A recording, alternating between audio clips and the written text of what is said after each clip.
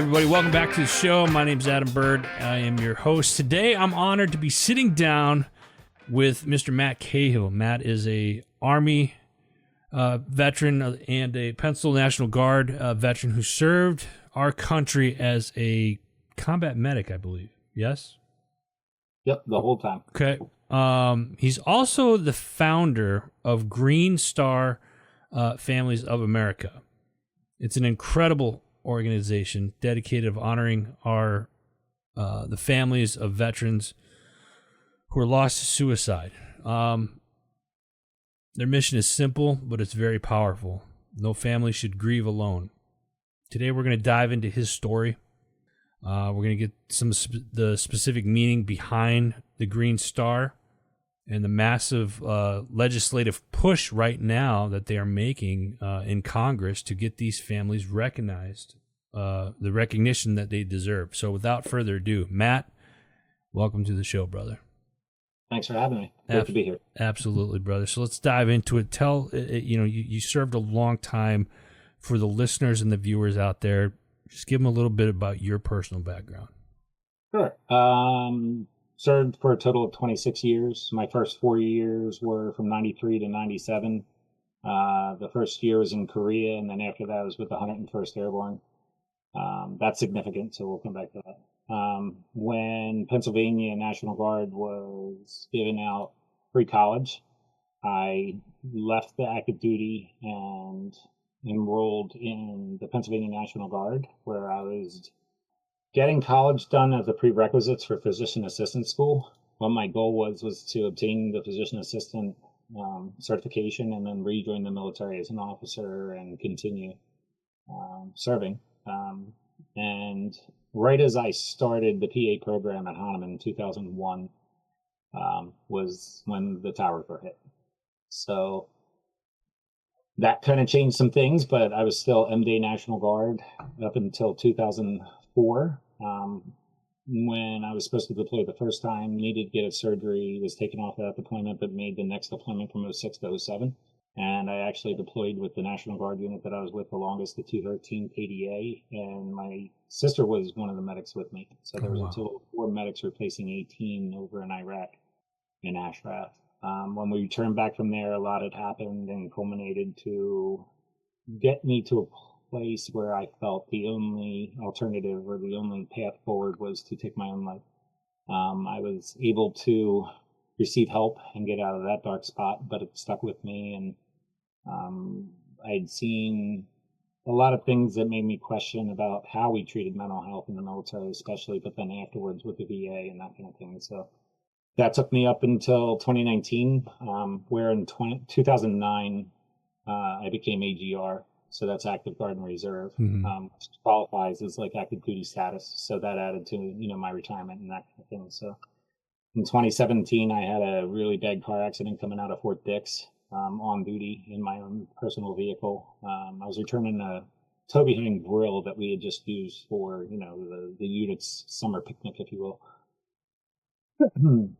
I was medically retired in 2019, and I wanted to keep serving veterans without burdening the VAs that are around me. So we have Wilmington VA and Philadelphia VA, to where I was doing equine assisted therapy in southern New Jersey with veterans anybody who wanted to travel that distance, we saw for free. And if they needed connected to benefits, I was very well connected with area support groups that helped, get veterans different things. And I could refer these veterans to them for anywhere from a VA claim to housing to anything that they might need help with. When in 2020, my cousin Wes died by suicide on St. Patrick's Day.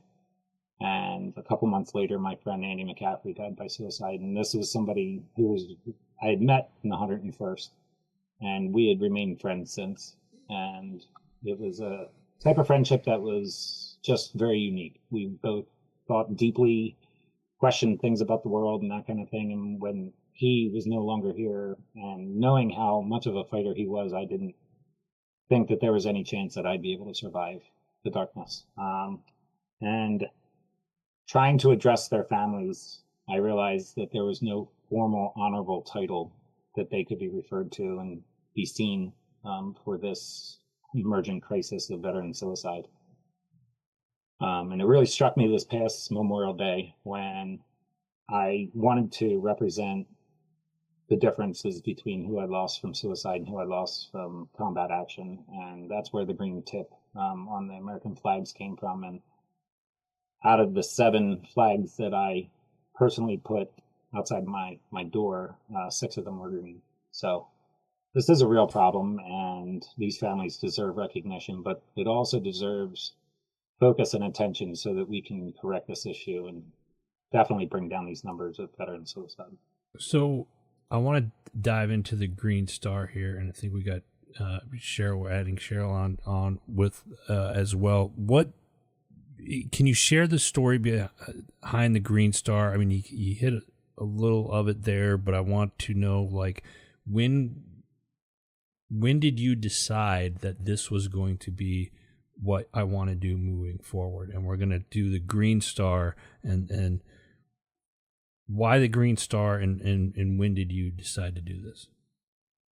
It wasn't an epiphany where it was like, hey, this is just a great idea, let's move with it. It was little things mounting up. Like I said, the first is the recognition, where I wanted to address my cousin's mom in an honorable, fashionable way. And in the military, there's always a description or a protocol for you to follow. You know what I mean? When you don't know somebody and, you're told that they're a Gold Star family, it's easy to walk up and say my condolences, and, you know that they're a Gold Star family and what mostly all that entails. With this, there was nothing, no way to speak about it without being to the raw truth of, they lost their veteran by suicide. And I felt that a lot of times, even units and commanders and stuff don't know how to interact with these families because nobody wrote a manual for people to follow and ways to act. You know what I mean? Like, if a veteran dies by suicide on active duty, the family has X amount of time, if they're living on post to get off post. If it's in a National Guard unit and that, and a lot of times the families wind up being ignored, not through ignorance, it's just not knowing how to approach them or address them. But then little things kept mounting up. I was talking to more of my veteran friends. They all thought it was a good idea and something that was needed. And when I went to Andy's makeshift Viking funeral, if you will, and remember this was during COVID. So funerals didn't happen just right after, the passing. There was always later, and right when groups could get together and that kind of stuff. So it was when his daughter had turned to me and said that, when she was traveling to this event, she was starting to break down and needed to get to a USO to kind of be removed from the populace and kind of collect herself. And at first she was denied entry because she didn't have a formal status anymore now that her father was gone. And he had been out of the military for probably about 5 years. So it was then that it was like all these little things can be solved with the creation of a Green Star service banner in the tradition of service banners, which right now there's only 2 federally recognized, the gold and the blue Star service banners. So. And you talked from the federal side of it. I know you guys are working on something with the legislative side with Congress and stuff right now. You're pushing hard for, correct me if I got this right, I believe it's H.R. 6022, yep. the Green Star Veteran Service Act. Can you, what exactly is that bill aimed to do on a federal level? On a federal level, it is asking for the government to just recognize the Green Star Service banner, which would recognize these families who've lost their veteran to suicide. It doesn't ask for any money. It's nonpartisan. It's a simple 1-page bill that just asks for recognition of the service banner for these families. And you've recently had a massive win here in Pennsylvania with 2 state-level Green Star bills passing, if I'm not mistaken. I believe I read something on that. Correct me if I'm wrong, but what did it take to get that done? And does it set a blueprint then for other states moving forward? It definitely does. one of the most important things I'd like to say is Green Star, as the national nonprofit, did not work and has not worked with individual states to get the service banner approved within a state. We've always focused on the national legislation. So as California was the first state with Senator Umberg to recognize the Green Star Service Banner, and if you want to look it up, that's California SCR, Sierra Charlie Romeo 154. Senator Umberg had put it up, and it passed, where it recognizes Green Star families, it recognizes the service banner, and it recognizes May 4th as the day for these families. That was done by Green Star's legislative director, which is Aiden Chow, but he did that as a sole citizen in the state of California. Now, Pennsylvania is different, where legislators themselves had reached out and wanted to create a bill that turned into two bills that made it through the state so that the state would recognize this. And it was with their Veterans Committee and was voted out of committee to the floor last week or 2 weeks ago. This long weekend kind of screwed me up. So yeah. One is Pennsylvania House Bill 2449 and House Resolution 491. And 491 is an interesting one for me. It urges Congress to designate the Green Star Service Banner. So I've never heard of that before. This is all new to me. When I first went to a legislator about Green Star, it was my own New Jersey representative, Dan Drew. And I thought I could just maybe give the idea, and if it was accepted, that they would take it and go with it, and that would be the end of it. Like, right. But that turned out to not really be that at all. So this whole thing has been an adventure, and with my military service, seeking more deeper information from higher headquarters is specifically transparent over to this side. I reach out to legislators' offices, meet their staffers. I've never met a bad staffer. They've all been so great. And that's not just a line. If there was difficulty, I would definitely let people know. But, I've never had anybody not interested. A lot of the legislators' offices want to do, their own investigation, their own questioning, their own interrogating and stuff. And every time, this is our fourth bill, it gets more and more traction every year. And it's really great to see citizens and other Americans in other states reaching out to us like, how do we get that in my state? Yeah. To the point that I now have 2 Green Star members who will be working with those individuals to let them know, like, hey, just contact your representative's office, get in good with the staffers, just let them know. And it's usually that easy. Each individual state's really interesting, where it's not like the federal government where they're all set up the same way and the bills move through certain ways. Right. So it's up to the state legislators to take the mission, look at how they think they can get it through the state, and then proceed in that direction. With Pennsylvania, like I said, they reached out, and the only thing I did was proofread their bill. And there was some verbiage that I suggested they change, and they did. And that was the extent of Green Star nonprofit, Families of America nonprofit, working with state legislators to get it through. But Kentucky has totally had a bill up for the last year, and we've never been in contact yet.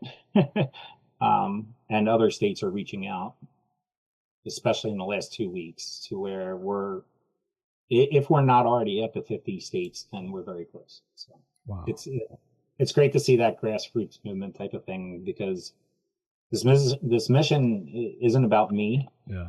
It's about these families, and it's about the community coming together. Do you think that gaining the formal government level recognition now help break down kind of the stigma that's been surrounding veteran suicide for the families that are left behind? I definitely do. And I think the biggest reason for that is because suicide more talked about open now. Yeah. It's not cloaked. It's not censored by social media. And that's very evident from doing this work since 2020 and making posts, especially on Facebook, and boosting them and not getting traction. And then I can't remember the date, but I call it the TikTok reboot.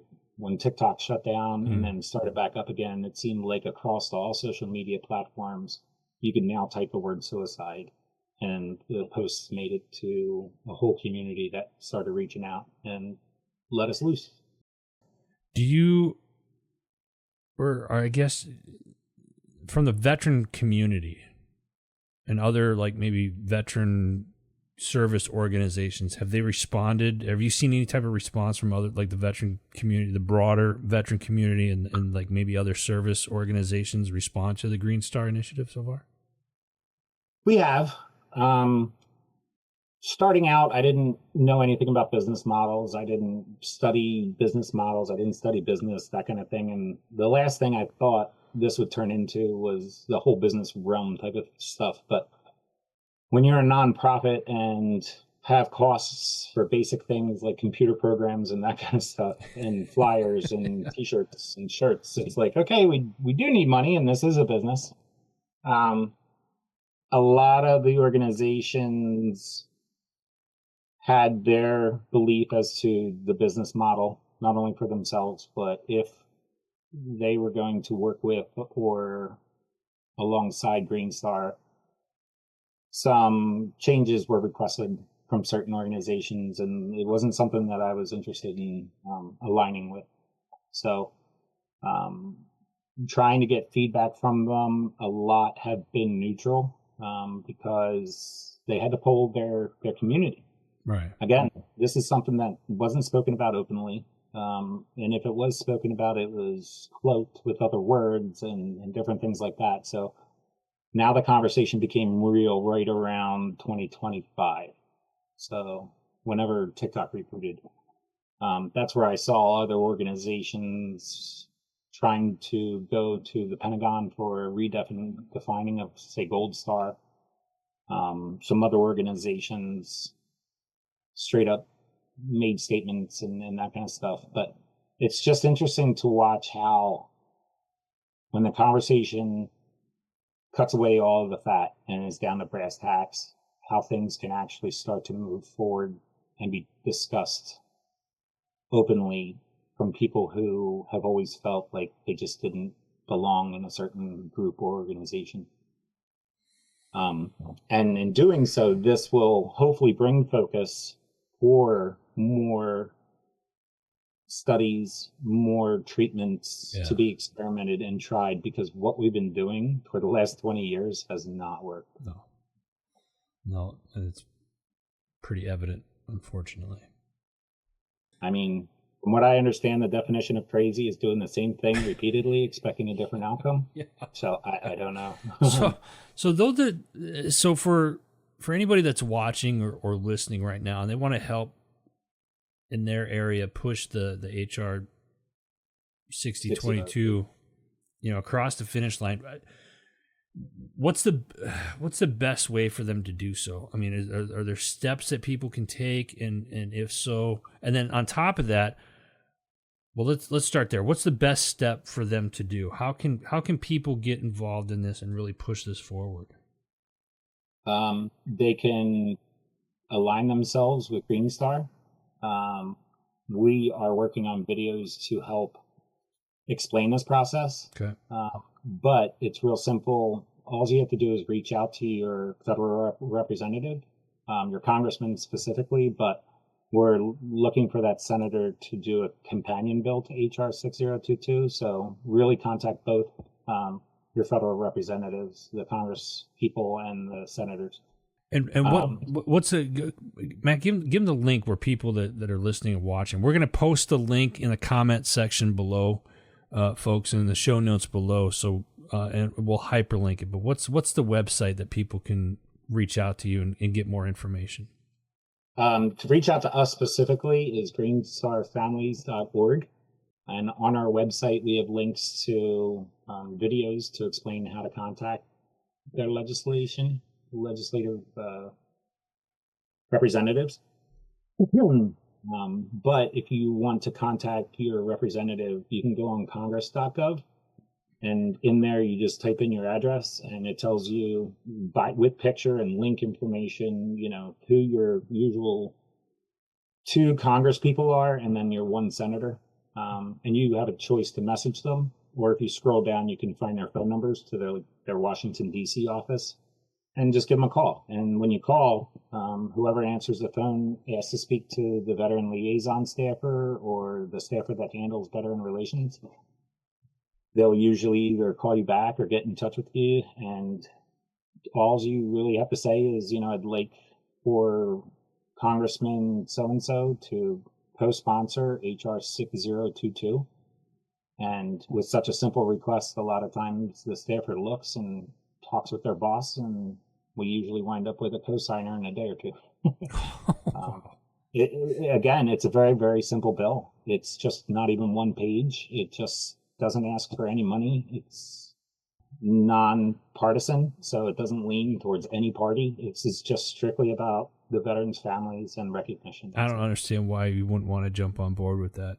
And not to make it funny, but kind of funny is like you would think, not asking a politician for money, you'd think they would jump on board with that right away. I feel what a lot of the holdback is leverage. So many people have tried to evaluate what leverage they could use this for or with, and when they realize, and that's always something, isn't it? Golly.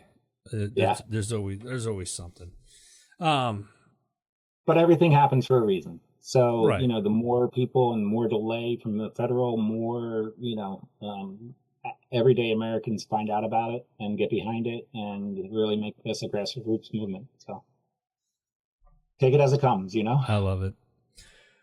I love that you're doing this because it's certainly needed, and there's a common saying in the veteran community, if we're not helping ourselves, who's going to help us, right? We got to watch out for each other, and it's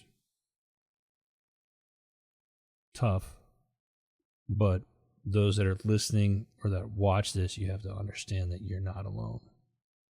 First and foremost, looking down the road, Matt. I want to look down the road, the ultimate vision for the Gold Star families of America over the next couple of years. What's your vision over the next couple of years? Give us a rundown. So for Green Star families, the vision is, I really believe that the federal bill will get passed this year. So going into 2027, we will be federally recognized, and these families now have a distinct banner to where they can feel seen and that their stories and their sacrifice are recognized for the difference that it is from Gold Star and other organizations. I hope that, and I want Green Star to be that umbrella like Gold Star is for the families that it covers, where the organizations who work on preventative suicide and post-ventive suicide can now all come under the same umbrella and work together so that we can really figure out this whole mental health piece. Are there signs leading up to it, in the weeks to months before the suicide? What is the final tipping point? What help could be very beneficial and not textbook cookie cutter of, first thing we do is get them started on antidepressants, and then, if they feel like getting into counseling, and what type of counseling. That's where I really find equine assisted therapy to be very beneficial, because the only time I was in an office really, probably about half my career, was when I was in trouble. So, being outside, working with my hands, moving and talking is something much more innate to myself. Right. And I feel a lot of my other veteran friends as well. So yeah. I think the max amount of therapy can be applied when doing equine therapy or other forms of therapy that are proving to work, right? But are still not covered, by insurance companies, that kind of stuff. But on the legislative side, we want to evaluate the benefits that these families could use so that they can move forward in a much healthier way and preserve our future voluntary forces. I know, being a medic, we would get new recruits in who all of a sudden, like in their background, it was discovered that they were hospitalized, mental institution, or on certain medications, or may have been diagnosed with certain things that made them service ineligible.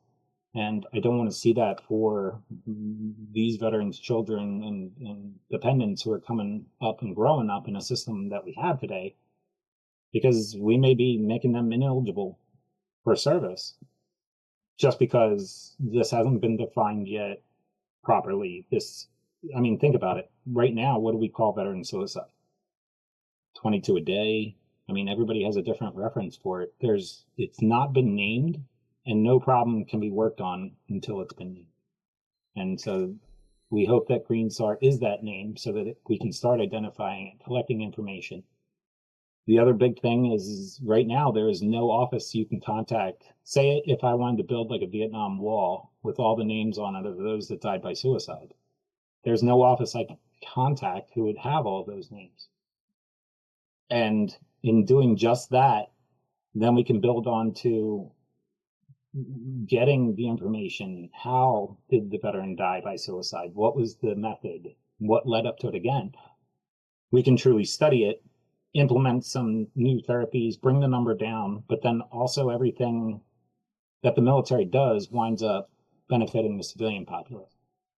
And what I mean by that is, like with Gold Stars, in order to reduce the amount of deaths in both Iraq and Afghanistan, which was marvelously done by the medical aspect of the military, led to 7,000, I believe 58 is the exact number, KIAs that we suffered during both wars. Whereas we've had over 140,000 suicides since 2001. And the reason for that is because the medical advancements on the battlefield for these latest wars, improve the survivability of the injuries that are most common on the battlefield. So that was because focus was put on, under a Gold Star, if you will, umbrella, to survive the top 3 injuries that were seen in Vietnam. Now, with Green Star, we can really hone in on, hopefully, 3 things that we can definitely improve on to keep veterans alive, but also the untold stories of the families help explain to veterans what it looks like after their decision or their death by suicide. Where I'm going with that is when I served for, from 93 until whenever We Were Soldiers came out, I never really thought about the family side of it. When a veteran dies, and then they were having the taxi cab deliverers, just get telegrams and that kind of stuff. And kind of how it all built so that the families could be honorably notified and done so with dignity. And that really made me see the other side of service that I'd never contemplated before. And I really believe that with these families telling their stories, puts it out there to veterans to don't even hopefully choose this as an alternative because of the things that it can do and the ripple effects that it does have. So it's really all it is about information. Just talk about it openly, plainly, leave the stigma, destroy the stigma, and let's get this figured out, because this is the only thing that's really, truly hindering the United States from being the most powerful military in the world. I think you hit the nail on the head right there. We have to be willing to talk about it. The stigma's got to be set aside. I agree with you 100% on that. And I want to stress again, because I know you as well. We've had friends that have lost that battle and decided that it was easier to take their own life, and it's not. You forget, and you just mentioned like from the 90s into whenever that movie came out. You forget from the military side, as the service member, you tend to forget like the long-lasting effect that it has on other people that you're leaving behind. So this is a problem that needs to get fixed, folks, and we're talking with the gentleman with the answer. Green Star Families of America. We got the Green Star Families, or greenstarfamily.org. Did they say that right, man? if you're listening to the show, yeah, greenstarfamilies.org. If you're watching this, if you're listening to this, it means you're already online. Open up another browser, go check out their website, and get involved today. And reach out to us. We have an email listed there, and you had said Cheryl's on. She answers, I answer, the whole board for Green Star, and a lot of the volunteers that work with us. We're more than happy to give information and be here. And honestly, a lot of times it's just listening and hearing the story from these families. And the biggest standout is how long these families have been dealing with this in silence. And we don't want that to be anymore. Yeah, certainly not. Matt, I got one more question for you as we're coming up on time. And first off, I want to thank you for everything that you are doing. This show is called The Decision Hour, and we have to make decisions every day, right? So name a time in your life your feet are on the line, and you have to make that decision. What is it, and what's the atmosphere like at the time? There's been a lot of those in my life. Okay. So to pick one, I don't think I can. I think I can roll all of them up into a pretty easy summary. What is the right thing to do? And can I sleep at night with the decision I'm about to make? Because I don't care. Other people are saying what I'm about to do is not right or questionable or should be advanced upon with more couth and I don't know, whatever you want to call it. But what is the right thing? And how will I go about achieving it so that I can live with myself after it's done? I got to tell you something, brother. I've done over 370 episodes on this show. That's the first time anybody's given a deep ass answer like that, man. That is straight fire, man. That's a great answer. Great answer. Thank you. Especially with this journey, I've heard that everything's wrong from the business model to I should go about it this way and it should be more about the money. And this is where we're different. This isn't about the money. This is not about anything other than bringing honor to these families, figuring this suicide thing out. And it doesn't get plainer or simpler than that. I'd say you're doing it right, man. Everybody's got an opinion. My opinion is that you're doing it right because you're leading with purpose. That's what I see. I see the purpose behind it, and you're leading with purpose. And I can't be anything other than what I am. Right. So. I love it. Brother, thank you so much for your time today. My pleasure. Thank you so much. Absolutely. Folks, that's all the time that we got. Again, go check out greenstarfamilies.org. Also, check out our parent network. We're going to have some more information over there, heroesmediagroup.com. Until next time, you've been listening to The Decision Hour.